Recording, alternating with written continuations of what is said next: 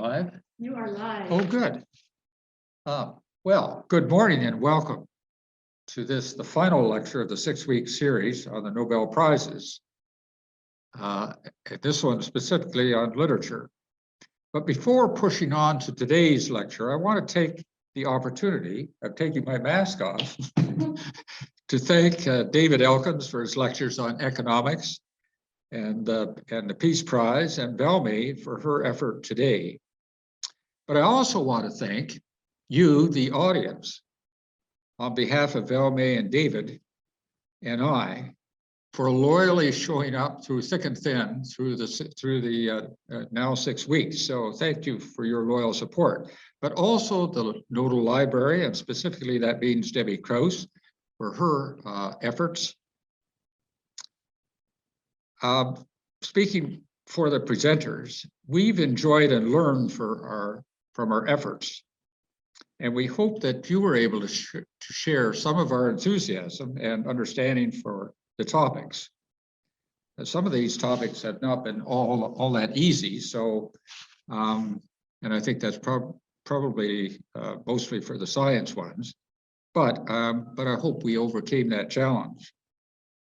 Well, every relay team puts its best runner in the last leg, and Valmai Elkins has occupied that closing position in the Nobel series for the last 3 years, and never fails to carry out her assignment with a practiced writer's insight and wit.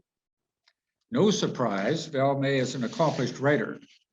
She has written 6 books, the best known of which is The Rights of the Pregnant Parent, which turned out to be a bestseller. To that accomplishment, she has added 2 novels and 1 memoir, and is close to finishing yet another novel. If that were not enough, Valmai taught at McGill for 30 years and designed and introduced the very first hospital birthing room in North America. And for the last 5 years, she has reviewed novels for the Globe and Mail. So with that introduction, I'm pleased to turn my turn on? Yep. Okay. Thank you, Bill. And I'd like to add my thanks to all of you for coming, to Bill for masterminding the series, to Debbie for all her unerring help and attention to detail, and to my fellow presenters, Bill and David. Today, we're going to talk about the Nobel Prize for Literature. And I always find it interesting that Alfred Nobel, 1833 to 1896, in addition to his invention of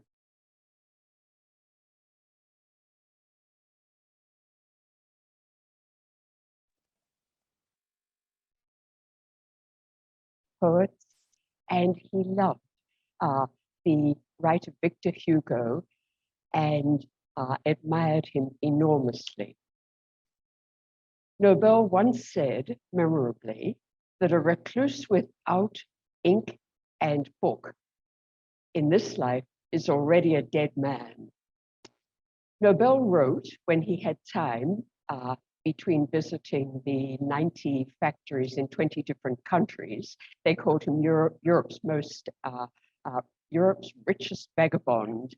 And he did manage to write several books, all concerned with social justice. And he didn't think much of social justice. He said, Madam Justice has always been terribly slow and has always had paralysis of the legs. He wrote for Victor Hugo's birthday a wonderful message and said, Great Master, long may you live to charm the world and propagate your ideas about universal charity. Well, I think we'd all agree that Victor Hugo did propagate, if we look at the success of Les Miserables, which was my favorite book as a little girl. Now, the Nobel Prize in Literature is awarded for an outstanding work of an idealistic nature. And I think this year's winner fills that to the last dot. The last few years of the Nobel Prize have been a little dramatic with some drama.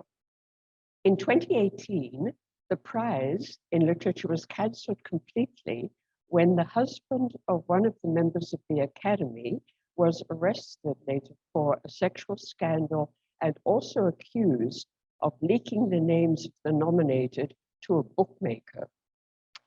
In 2019, there were two prizes awarded. The first one for 2018, which was to the experimental Polish writer Olga Tokarczuk for her explorations of travel and the changing of international borders. And in that year also was awarded the 2019 prize to Peter Handke, the Austrian playwright, who caused quite a scandal because of the interpretations of his work in terms of the Serbian activity in the Balkan War of the 90s. Last year was something of a return to peace, with the American poet Louise Gluck being awarded the prize for her poetry of an intensely personal nature, which had universal application. This year's award is to the first Black African writer since 1986. In 1986, Wole Soyinka received the award for his novels set in Nigeria, his satirical novels about corruption in Nigeria. And this year's winner is Abdulrazak Gurnah, of Arab heritage, born in Zanzibar. His father came from Yemen, and Gurner grew up in Zanzibar with a love of writing. The times that he was happiest were when he was just doing free writing in school.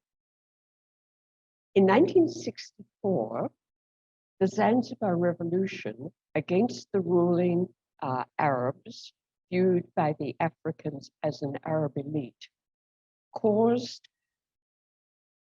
violence and suffering in Zanzibar. There was slaughter, there were murders of the Arabs, there were expulsions and appropriations of property. And as soon as young Abdulrazak Gurnah graduated from school, he and his brother decided to leave Zanzibar. And so Abdulrazak and his brother boarded a Sabina flight and flew to London.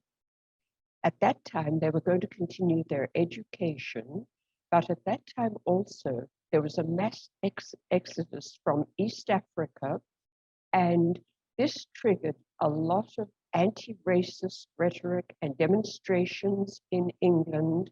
And for a refugee, no matter how engrossed in education, there was a lot of ugliness in public sentiment. At 18, Gurner sat down to try to make sense of what had occurred in his country, and he took pen to paper and kept a series of diaries which evolved into his first novel, Memory of Departure, which followed a 15-year-old boy losing his home. And this particular novel took 12 years to find a publisher. Those of us who write love to hear that sort of thing, as our novels sit there year after year and we make more and more editorial changes. He wrote 3 more novels, and while he was doing a PhD at Christ Church in Canterbury, he wrote his 4th novel, and finally he got the recognition. The novel was called Paradise, and it received critical acclaim, even though it was never a commercial success. In fact, his books, until he won the Nobel, have really not been commercially successful. Paradise was shortlisted for the prestigious Booker Award and also the Whitbread Award. And from that moment on, he went on to write 6 more novels until his most recent novel, published last year, 2020, called Afterlives. All except one of his 10 novels are set almost completely in the east coast of Africa or in his native Zanzibar. He has one novel with a female protagonist, a 17-year-old refugee to England called Dottie, who is taking care of her orphaned younger brother and sister. The award was given him for his uncompromising and compassionate penetration of colonialism and the fate of the refugee in the gulf between cultures and countries. And Gurner said that the thing which motivated my work was the idea of losing your place in the world. Now, losing your place in the world not only embraces the plight of the refugee, but the person who migrates voluntarily, the person who is forced to flee because of violence, drought, or famine. And these themes of the refugee are very profoundly worked out in each of his novels. Anders Olsen, from the Nobel Committee to which awarded the prize, said that Gurner is one of the world's most prominent authorities in post-colonial literature. And after Gurner did his PhD, he went on to become faculty at the University of Kent in Canterbury, where he taught until 2017 English literature and post-colonial literature.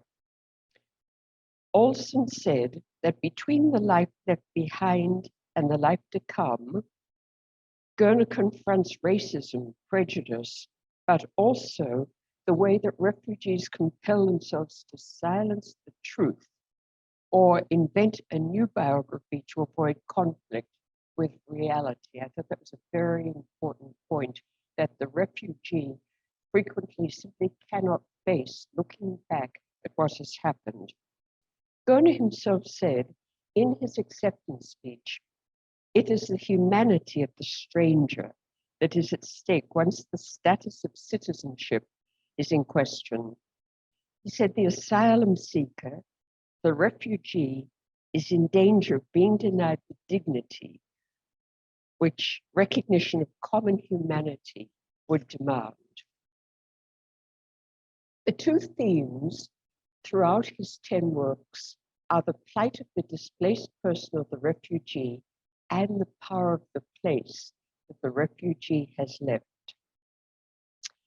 Right now, there are 84 million refugees in the world. 42% of these are children. Currently, 20.7 million refugees are under the UN refugee mandate. Now, I think for most of us, certainly for me, when I think of refugees, I tend to think of crowds of people fleeing gang warfare in Central America and huddling at the Mexican-US border, or thousands of families in the forests, freezing at night, the forest between the border between Belarus and Poland. Or I think of the boats, the rubber dinghies, and people drowning in the English Channel. And then I think of that little body, the small child, cast up on the beach on one of the Greek islands. But what Gurner has done is give a voice to the people, the lives which are so often seen as somehow small and insignificant. The people who are caught up in the process, the people who've left their homes. Gurner said that the world right now is much more violent than it was in the 60s. So there is now greater pressure on the countries which are safe. More people are struggling and running from violence. And he said, we must deal with these people and deal with these issues in the most kind way. He also said that many of these people are energetic and talented, and we mustn't lose sight of that fact. Throughout his books, he avoids the cliches of them and us. He sees kindness in the so-called oppressor, so-called kindness at all levels, rather than fall into the cliches of the oppressed and the refugee. The second theme in his novels is the power of place, and his novels are set on the East African coast, and particularly around Zanzibar. Now, I have to confess that I really knew so little about Zanzibar before I started reading Abdulrazak Gurnah's work. For me, Zanzibar and Madagascar were loosely lumped together, even though they're 1,000 miles apart by sea, lumped together under one big heading, pirates. When I was a little girl, my father used to tell us bedtime stories about the pirates of Zanzibar and the pirates of Madagascar. But actually, the pirates faded once I began to read about Zanzibar. Zanzibar had several hundred years of Portuguese rule before the Sultan of Oman took over the archipelago. There are two main islands in the Indian Ocean off the east coast of what was once Tanganyika, which is now Tanzania, and an archipelago of smaller islands. And for centuries, these islands have been the hub of trade between Asia and India and Africa, attracting all the Europeans also who wanted to make use of the trade. The islands under the Sultanate, under the Sultan of Oman, became a hub for trade in spices, cloves, nutmeg, cinnamon, later sugar, coffee, and also of slaves. And one of the most notorious trading centers for the slave trade was Zanzibar. We'll come back to that in a moment.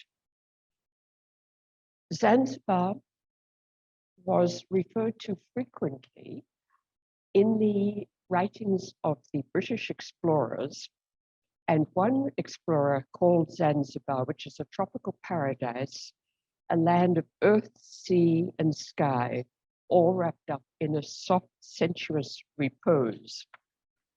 Dr. David Livingstone, on his expedition of 1870, saw it rather differently. He called Zanzibar a vile place, full of slaves on the brink of starvation and malaria, cholera, and venereal disease. In the middle of the 1850s, one estimate showed that there were approximately 70,000 slaves in the Zanzibar area, and 30% of the slaves didn't make it through their first adult year. As the British rule took over from the German East Africa Company and moved in to the late 19th century, the British tried to abolish slavery, and in 1876, there was something of a slowing down of slavery in Zanzibar, but it really didn't become fully effective until as late as 1922. So we have the Portuguese, we have the Sultan of Oman in Zanzibar, leaving behind the white minarets and the beautiful walled gardens. Then we have for a short time the Germans and then the British, leading up to the 1964 revolution, which had its roots in slavery, resenting the Arab rule, and became the violent reason that Abdulrazak Gurnah left. Now, the theme of social justice is not enough to win the Nobel Prize. We have superb, fine, uncluttered writing, beautiful writing, and in his books, Gurner combines elements of the epic adventure of exile, which has its roots way back with the epic of Gilgamesh and then on to Ulysses. We have that epic combined with a fairy tale quality, ingredients of the Arabian Nights, and we have Gurner's own individual, elegant, uncluttered, poetic prose. Let's go from here into some of Gurner's writings and look at Paradise, the one which put him on the map and which jumped him into the arena of social justice and fine writing. This is the book telling the tale of one boy who is sold by his father to pay off a bad debt. The setting is turn of the century, and the other characters in the book are an African merchant, the Arab merchant, and an older boy, Khalil, who is also sold to the merchant to pay off his father's bad debt, and the young girl who was sold at age 7 to the merchant to pay off her father's bad debt until he would marry her. So we have another form of slavery here, a domestic slavery, which was widespread in Africa around the turn of the century. Let's start with the boy. The boy first. His name was Yusuf, and he left his home suddenly during his 12th year. He remembered it was the season of drought, when every day was the same as the last. Unexpected flowers bloomed and died. Strange insects scuttled from under rocks and writhed to their deaths in the burning light.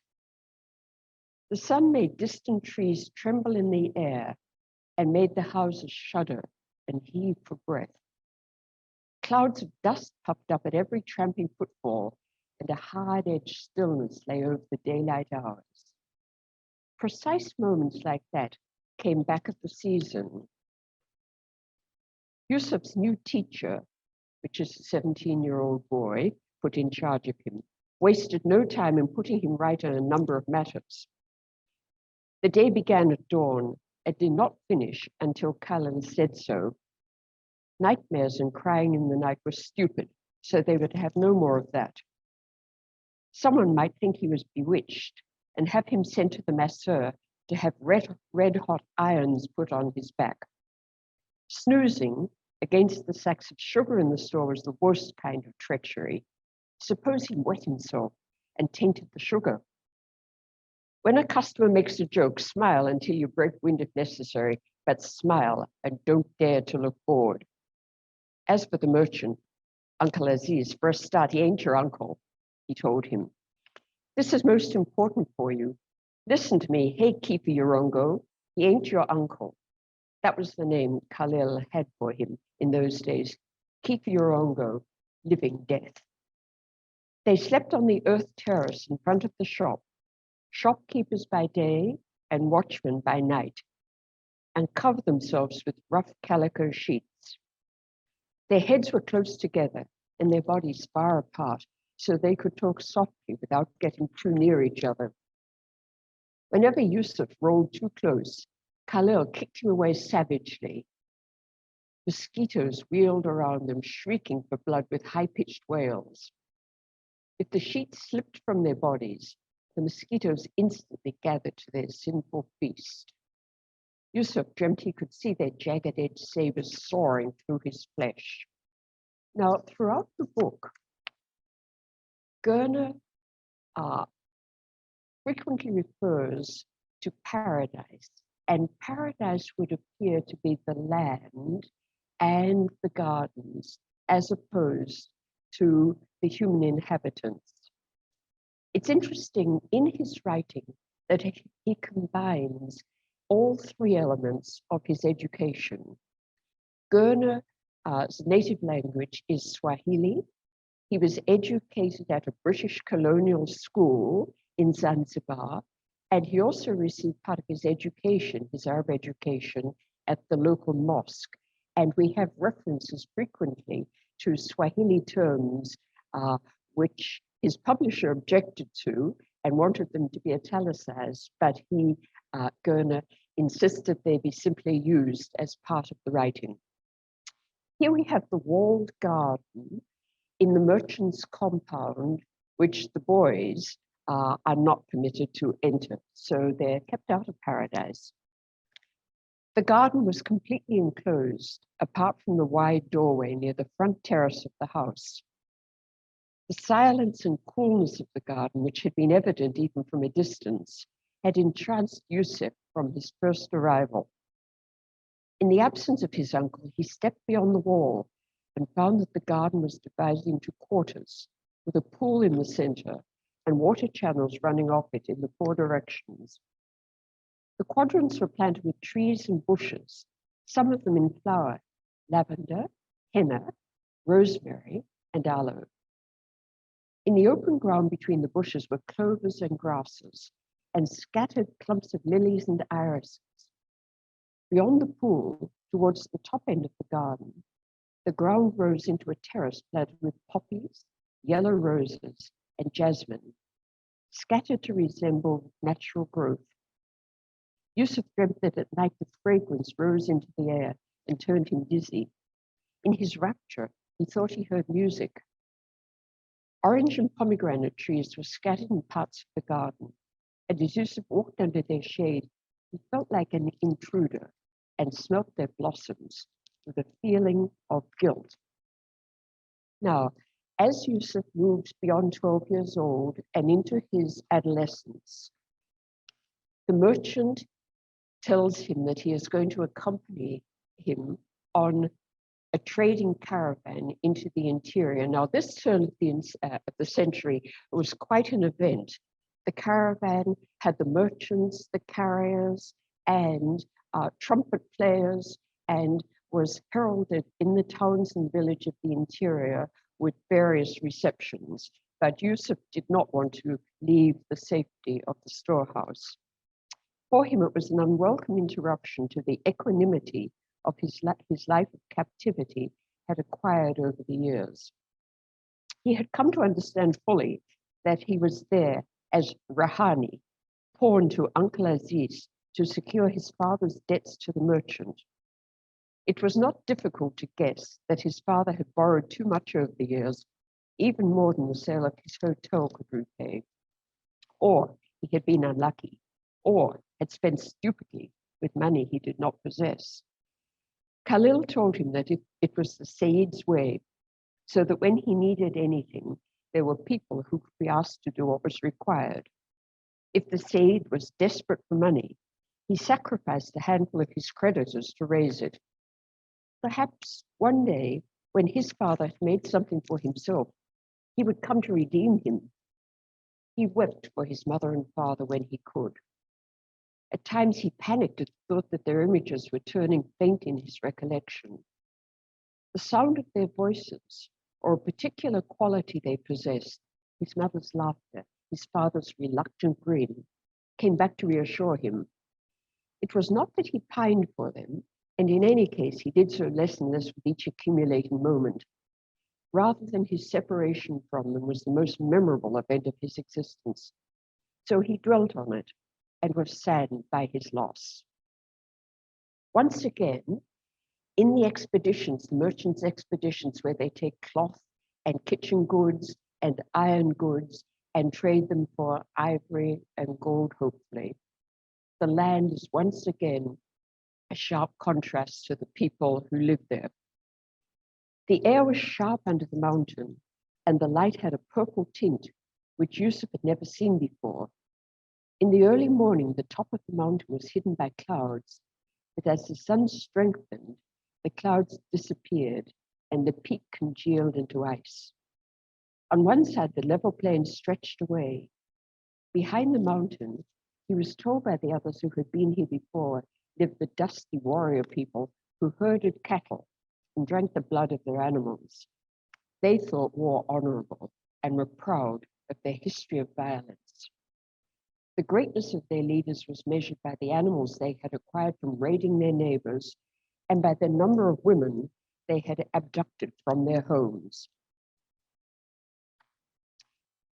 At this point, at the turn of the century, the German East African Company and the British are colliding in their attempts to send expeditions into the vast and mysterious continent that includes Lake Victoria and Mount Kilimanjaro. And at this point, the Germans are strengthening their resources and putting together troops to fight off not just potential English, but also the Africans and the various sultanates and tribal peoples. The traders spoke of the Europeans with amazement, awed by their ferocity and ruthlessness. They take the best land without paying a bead, force the people to work for them by one trick or another, eat anything and everything, however tough or putrid. Their appetite has no limit or decency, like a plague of locusts.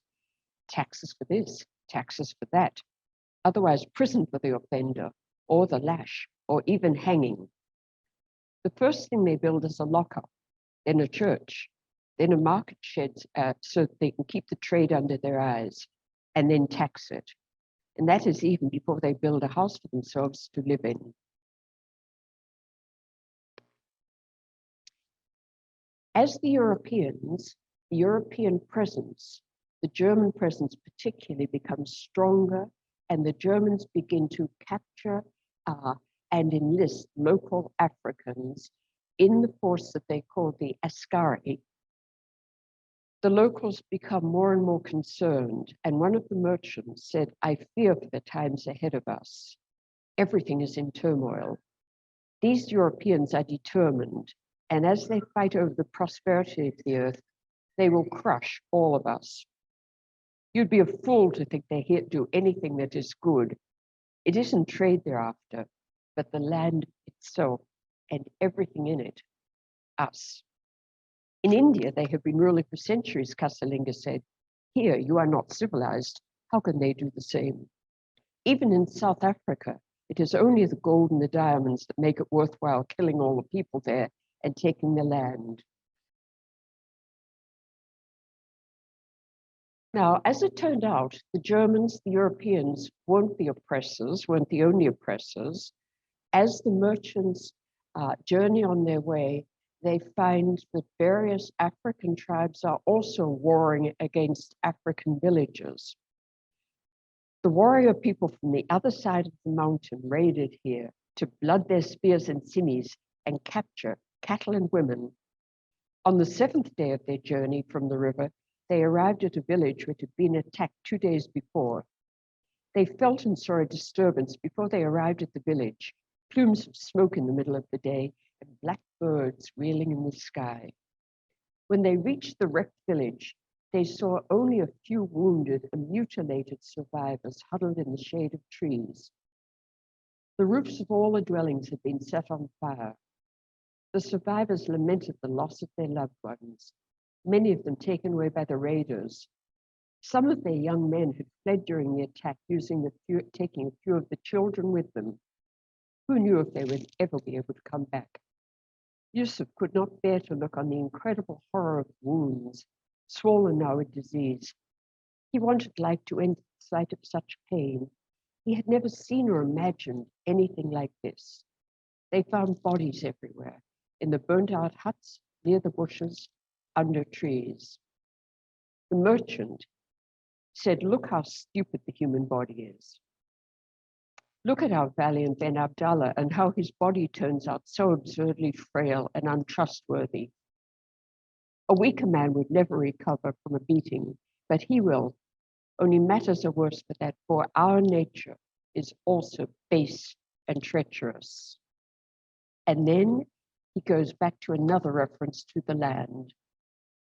"The light on the mountain is green," he said, "like no light I've ever imagined, and the air as if it has been washed clean.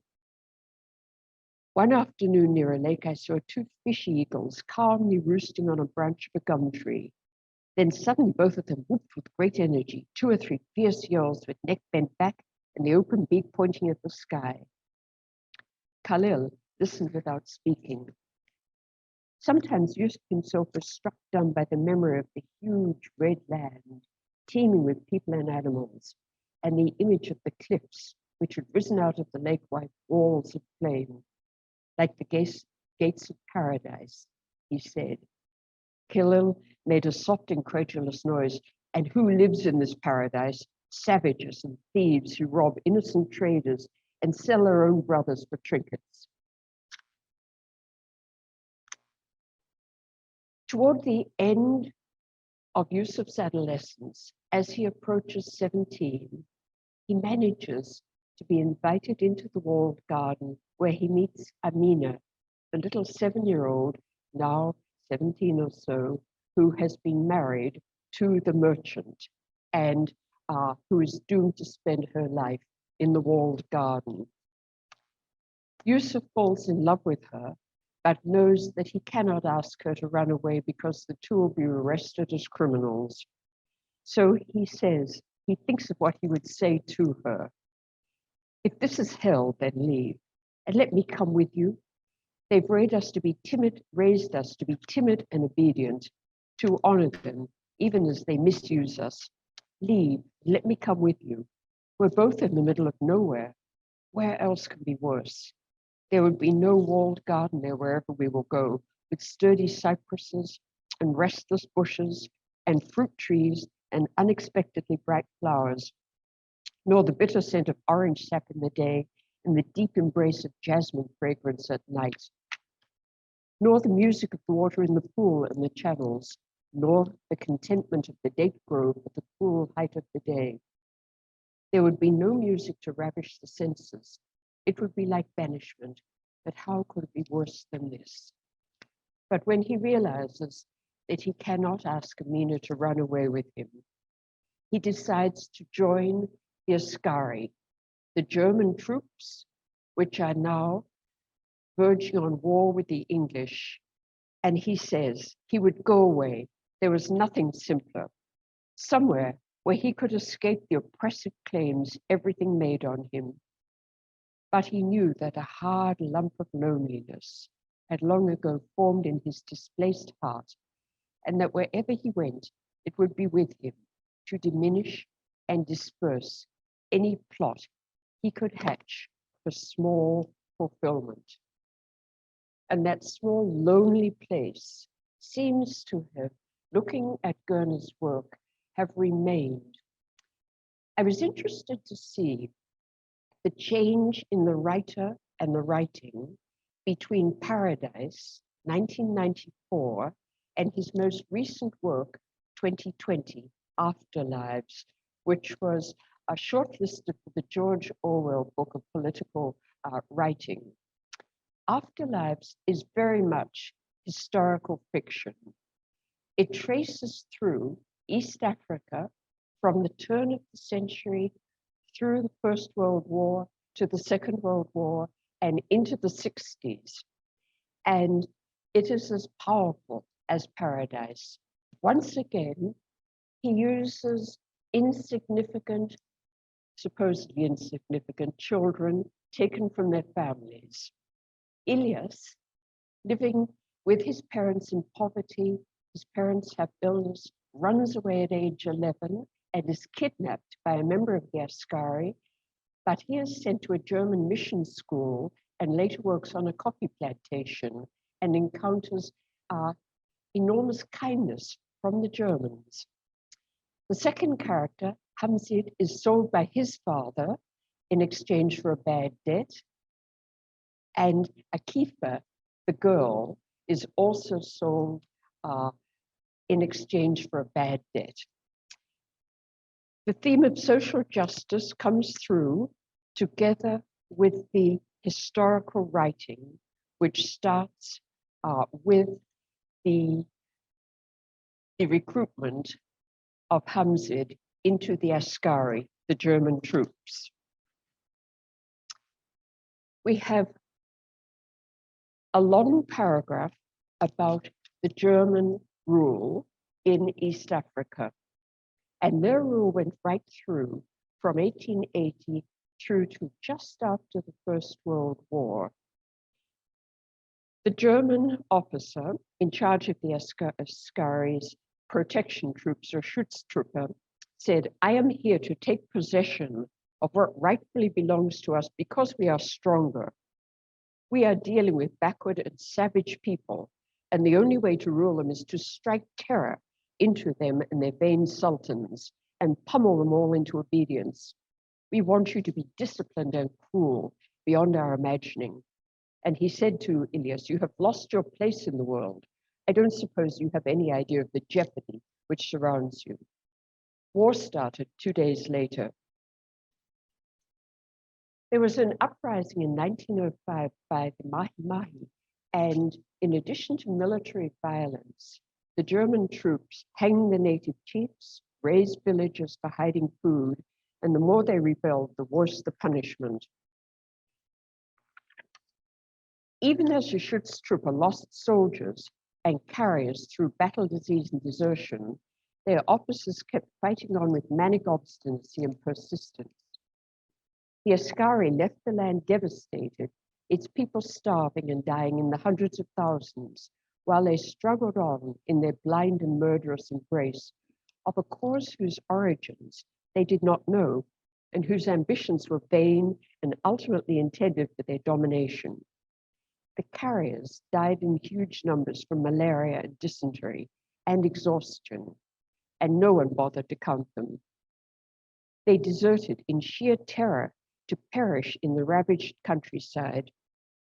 Later, these events would be turned into stories of absurd, nonchalant heroics, a sideshow to the great tragedies in Europe. But for those who lived through it, this was a time when their land was soaked in blood and littered with corpses. Now, in this book, there is a love story which comes to fruition, a great development from Paradise in 1994. Hamzid and Afia marry, and they have a child. And in 1924, there's a period of peace in East Africa. He says, "These were contented times for Afia and Hamid. Their child was well, learned to walk and to speak and to have no blemish. When he was still a baby, Hamza took him to the hospital for the recommended vaccinations and watched diligently over his health. In the year of the child's birth, the British were in the early stages of the mandate awarded to them by the League of Nations to administer the old German East Africa and prepare it for independence. This was the beginning of the end for European empires, none of which had dreamed hitherto of preparing anyone for independence." Ultimately, Gurner concludes that it is not about oppressor or oppressed, but about the small personal connections. When Hamzid is severely wounded as an Askari by the German officer, the officer for whom he has been a personal servant rescues him, and then Hamzid is ministered to by the kindness of a Lutheran pastor and his family. There are small incidents of kindness among the people that the Rahani, those cast off into domestic slavery by their parents, there are small kindnesses among the people who come together, and these small personal connections are seen, I would see, as the transition in the writing career from the shock and hurt of the person who has lost his place in the world to settling into a new environment, even though, as Gurner said, even though you don't live anymore in a place, it's in everything you are and everything you do. He comes to see that these moments of personal connectedness are the good things in life. And I'd like to finish with the final reading from Afterlives. He said, "When you look upon this land, it fills you with longing. You may be tempted to think that its inhabitants know neither sickness nor aging, and their days are filled with contentment and a search for wisdom. If there is a paradise on earth, it is here. It is here. Good fortune is never permanent if it comes at all. You cannot know how long the good moments will last or when they will come again. Life is full of regrets, and you have to recognize the good moments and be thankful for them and act with conviction. Thank you.